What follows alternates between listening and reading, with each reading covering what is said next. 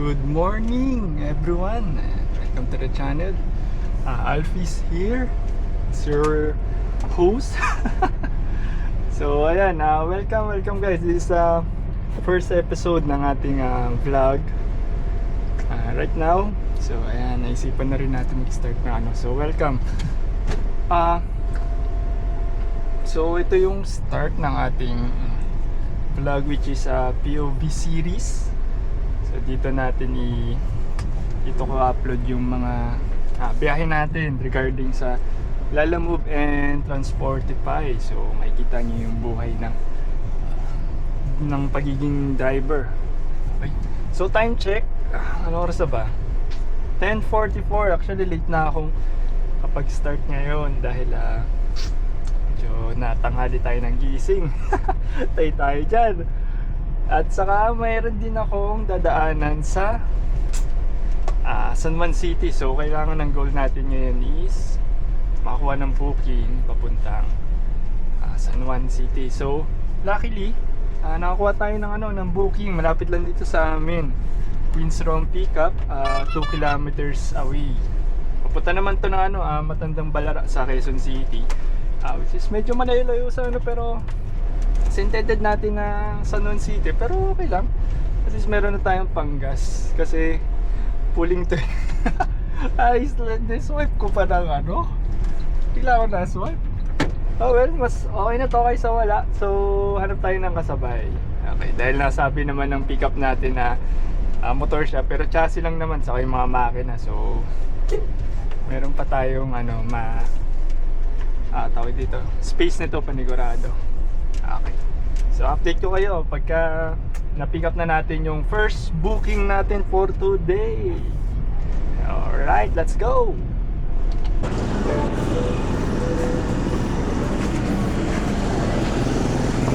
Kahit ba parang natin sasabot? Okay. Yung bigat, motor pa lang. Sabi chassis lang Paano kaya angat natin? Sampa lang muna siguro natin to sir. Para maano na. Isang bantay-bantay. Yeah. Okay. Ay. Eh. Kaso kailangan natin yan sir. Oo, kailangan pa rin buhatin. Pao. Patabang na Pao. Ba pwede pa tulong lang kuya? Palitan tag cobra daw. Dito, hawakan dyan. Hawakan mo, dali. Ikaw kuya, hawakan mo doon. Oh, yan. Yun. Sagan. Okay sir, what?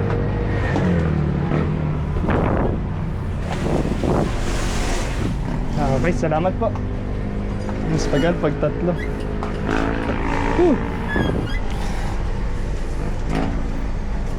Chassis ng motor. Dito. Dito daw. Dito kasama. Kasama yata yan sir. Sige po. Okay, swerte tayo. Tinulungan tayo nila kuya. Ito lang minsan yung Okay.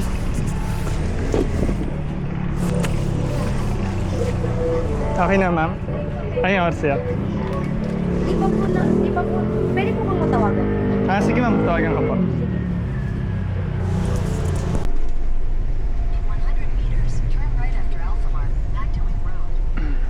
Okay, so pick up na natin yung first booking natin papuntang Matandang Balara. Okay, so ngayon hintay tayo ng kasabay kasi medyo pwede to. Maluwag-luwag pa yung natin. Kaha ng ating sasakyan. So by the way nga pala, yung sasakyan natin is Suzuki Carry 2025 model to. And so 1000 kg category tayo sa Lalamove. Okay. So pagsama natin, ano nga ba si Lalamove dito sa Pilipinas? Okay, si Lalamove isang online app. Sabi na natin online logistic app dito sa Pilipinas. So kapareha siya ni Transportify. Nakalimutan ko na-open yung Transportify ko sa isang phone ko. Okay. So ayan, online app siya sa logistic ng Pilipinas. So kahit na basta't meron kang sasakyan, pwede kang mag-register kay Lalamove. So ayan, di katulad dati na mga lehitimong logistic lamang ang pwedeng mag-logistic. So nabigyan tayo ng opportunity dito sa Pilipinas na magkaroon ng kabuhayan sa pamamagitan ni Lalamove. Okay, so salamat, shoutout kay Lalamove, salamat sa opportunity. Okay, so sa mga bago dyan na nagbabalak na sumubok kay Lalamove, ang advice ko, subukan nyo lang, di ba? Subukan nyo, lalo na kung yung sasakyan nyo ay nakatenga lang, kaysa naman walang income na pumapasok, ibiyahin nyo na. Lalo na especially kapag gusto mo naman nagda-drive ka, di ba? Mahilig ka naman mag-drive. Itong trabaho na tong ang bagay na bagay sa inyo. So isa pa, lalo na iba-ibang lugar, so lalo na sa mga bagong driver, diba? Kung di nyo pa kabisado yung daan nyo, pagkakataon nyo ng makabisado. Ilang beses kayo maliligaw, lalo na nung una kong Lalamove, mag-drive. So hindi ako ganong familiar. At least ngayon, hindi mo sabihin nakabisado, pero at least, di ba, yung sa tagal ng driving natin sa kali, nakatulong yung experience na to. Di ba? Okay, so time check, 11:17 na. Okay, saan tayo? Dito tayo sa Malpares dumaan. Punta na tayo na ngayon ng Quezon City. So 1 hour 30 minutes ang sana hindi ka ng traffic sa EDSA. Parang suntok sa buwan yung yung sana Parang lagi na po traffic yata sa EDSA Okay, sige, balikan ko kayo mga sirs, di ba? Grabe. Binaba pa namin yung motor. Doon po. Okay, ng metro din yun. Okay, so first booking pa lang natin yun. Kasi along the way, wala akong makuwang booking. So iniwasan ko, di kanina duman ako sa San Juan City. Iniwasan ko rin, iniwasan tuloy. Naghihintay ako ng booking kasi wala talaga. So naisip ko, iatid na lang dito kay sir para at least 2 pa lang makapaghintay tayo ng booking dito. At least pababahan natin pag uwi ng Bacoor. Okay, sige. So ngayon nakapagpahinga tayo. Napabili na ako ng Sting. Bigat ng motor. Okay, so balik ako pagka meron na tayong second booking.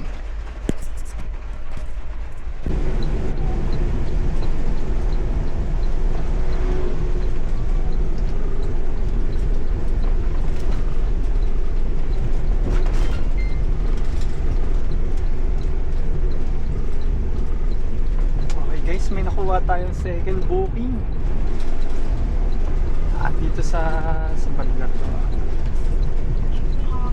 Hello ma'am, good afternoon po. Lalamove po? Apo. Ma'am, papunta na ako sa pick up location natin. Baka mga 10 minutes or 7 ma'am, nandyan na ako. Apo. Ma'am, tatanong ko lang din kung anong item ang kakarga natin. Ano pa? Okay, sige ma'am. Okay ma'am. Okay, tawag ulit ako ma'am pagka po. Nandiyan na po ako sa mismong pick up location. Okay, salamat ma'am. Okay, so buti na lang along the way ang ating na pick up mga boss. Ayun, nakita nyo, 1 kilometer away na lang. Mahirap lang dito pagka nagsa-cellphone ka tapos nagda-drive. Actually, hindi advisable itong ganito. Laking bagay, meron kang mount, cellphone. Okay. Ang hirap. Kasi nakatingin ka sa kalsada, nano-ano ko rin sa cellphone mo. Which is not advisable, especially sa mga bago lang sa driving. Okay, so tingnan natin, at least may nakuha na tayo second booking papuntang Pasay. Kasi ang target natin yan is Palas Piñas. Kasi kanina pinick up ko yung sa logistic ko na contact, which is regular ko na customer. So ayan, lagi na niya ako kinukuha every Tuesday at Friday ang biyahe ko. Okay, so sa mga ano naman, di ba? Next ano tayo, mag-content tayo. Next ng mga tips and tricks na sana makatulong lalo na sa mga balak sumubok ng lalamove sa kanang Transportify. Okay, sige, balikan ko kayo pagka-pick up natin sa ating second booking for today. Let's go!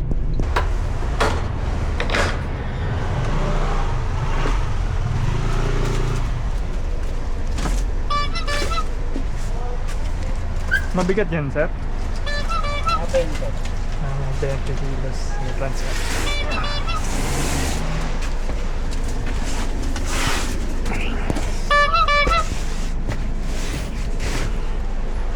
Paano sir ang salansang nito? Ha? Nakaiga lang sir ang salansang niya?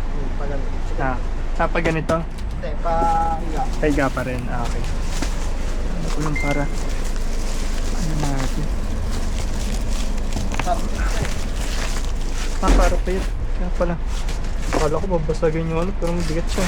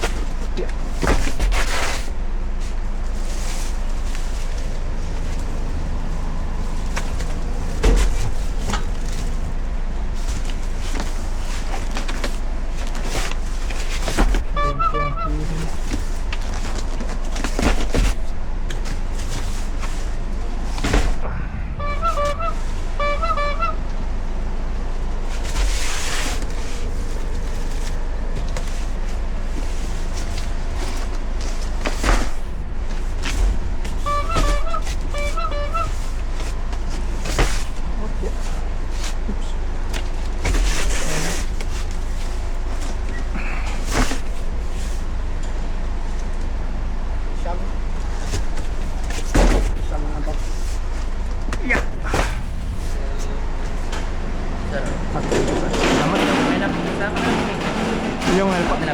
Doon na lang na pa. Yung resibo sir, wala kayong bibigyan ng receipt? Andun sa isa sa mga box. May Nasa star. loob na pa. Oo. Okay, sige sir. Salamat po.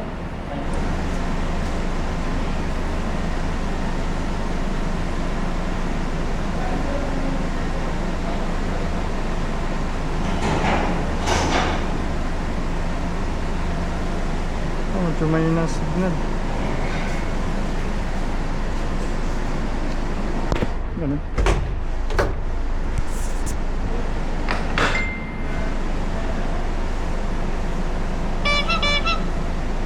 Hindi siya gumagana ng ano. Wala, lalabas muna ako para ano.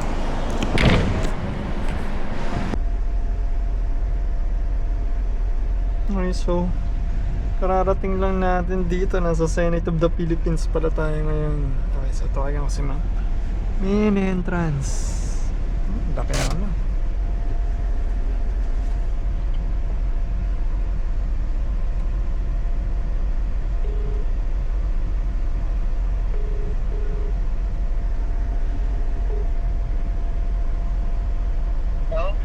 Hello po sir. Good afternoon po. Lalamove po? Apo. Sir, nandito na po ako sa main entrance ng Senate of the Philippines, sir. Pumasok dito sa may court po. Sa may court. Okay, sige sir. Tatanong ko lang dito po sa guard. Sir, wag niyo po muna ibaba siguro. Ano pa? Power wide. Mo. Power wide. Okay, sige sir. Saglit lang sir. Tatanong ko dito sa ano. Ito na ata yan. Basketball court. Ayun. Okay. Sige sir. Balikan kita sir. Ay, hindi lang. Lapitan ko lang muna yan. Lapitan ko lang sir yung guard. Power wide, no? Okay. Sir, para daw sa power wide. Power wide? Apa. Ay, deliver sa power wide. Apa. Sa court ba daw? Basketball court? Pasok ka dyan. Sige, ganun. Okay. Ayun yung court to. Diretso. Okay. Sige sir, salamat po. Okay, sige sir. Nakausap ko na po si guard. Ito na pala to. Okay, sige. Para wala pang ano yan bayad. Wala pa sir eh. Ang sabi dun sa pickup, dito daw yung ang payment ng shipping fee natin sa Trapo. So, sige, ko yung mga yun para maano mo makapansin sa sigas. Okay, sige pa. Okay. Sige sir, ito pa, dito na pa ako. Sige. Opya, okay.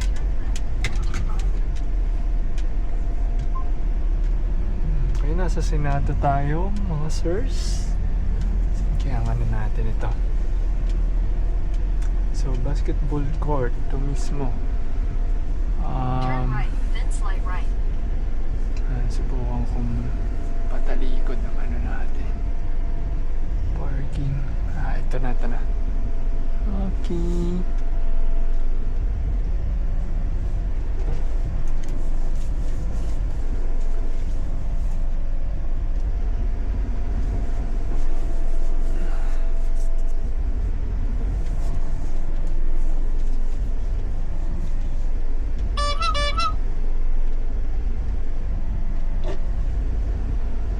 Ako na lang, kilid ko ng konti. Opya. Okay, okay na siguro to.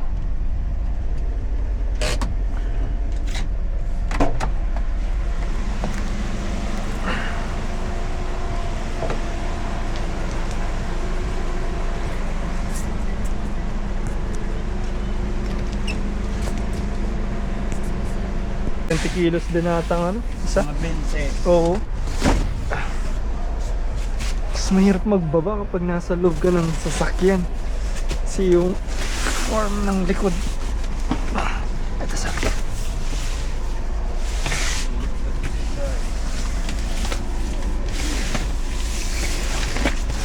Popya.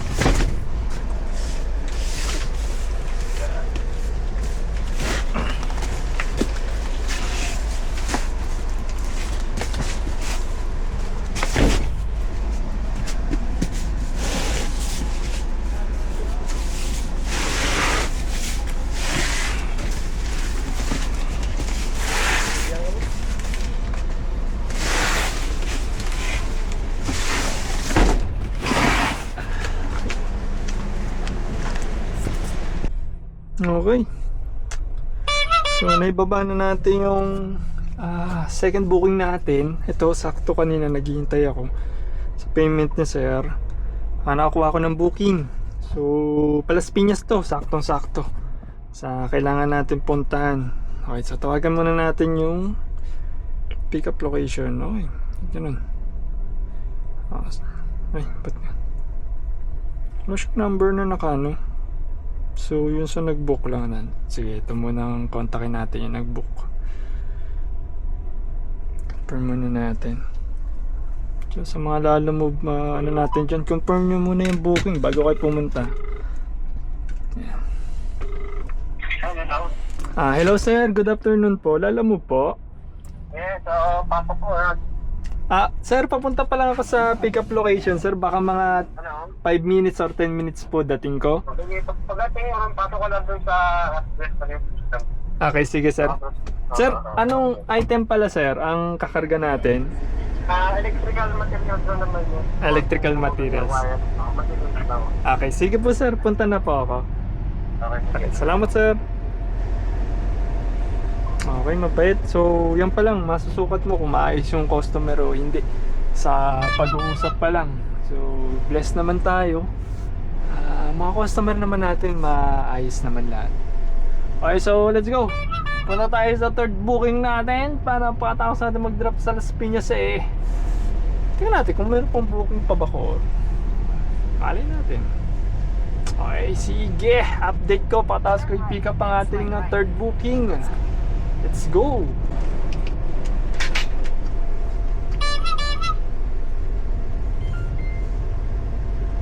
Okay.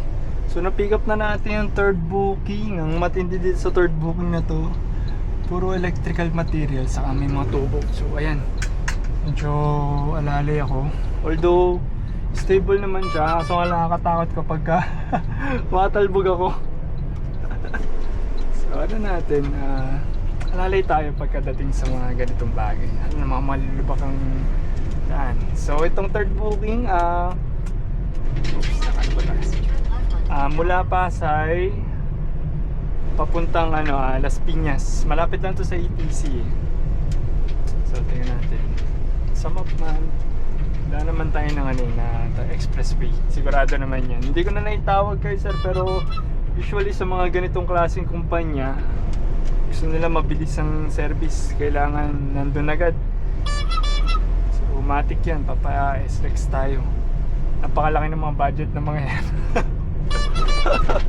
Paldo na naman si Par! Gago! Diba? Okay, so let's go! Punta tayo sa third booking sa Las Piñas. Balikan ko kayo mga boss. Turn left. Okay, so na-drop off na natin yung ano, yung third booking natin dito sa Las Piñas. Okay. So ngayon, siguro huling booking na to, malaman pa natin. Meron pa ako isang drop off sa Las Piñas din. Eh, medyo matraffic sa ano, South Mall. So tingnan natin kung anong mangyayari. Hanapan natin ang paraan. Part ito na ano, parang nasa bandang pilar na ata ako. Ito lugar.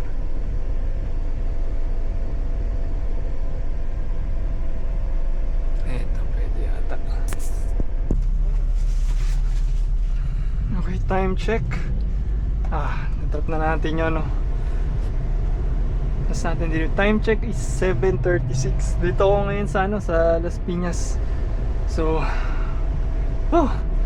hindi ko lang bakit hapong-hapo nakarash ko siguro. So naibaba ko na yung huli natin delivery, which is yung sa contact ko na logistic. So ngayon naghihintay ako ng booking, pero malapit na rin to sa bahay. Siguro ano na tayo, pack up. So tingnan natin kung magkano ang ano natin ngayon. Magkano ang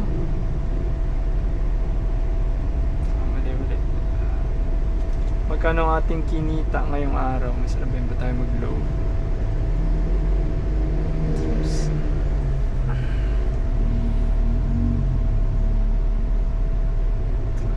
Okay, so naka 1,638 tayo. Okay, so yan natin. So 1,683 ba? 38 pala, 38 plus 80. Kana nag-tip si sir nun sa first booking natin kasi nagbuot tayo ng ano, ng motor doon, grabe. Yan pinaka nakakapagod ngayong araw. Then plus 350. Kanina hindi ko na nai-record, meron tayong deliver malapit lang naman sa bandang Sapote lang naman mula sa bahay. So sa kaibigan nyo.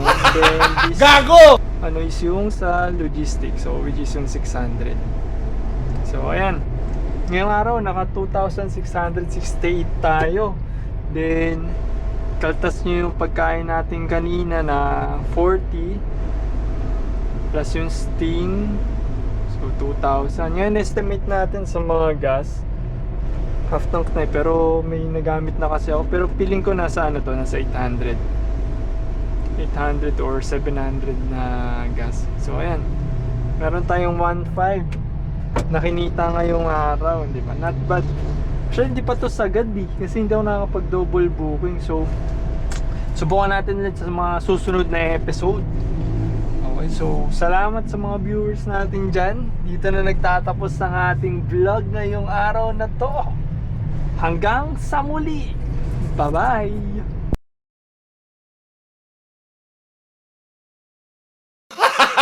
Gago!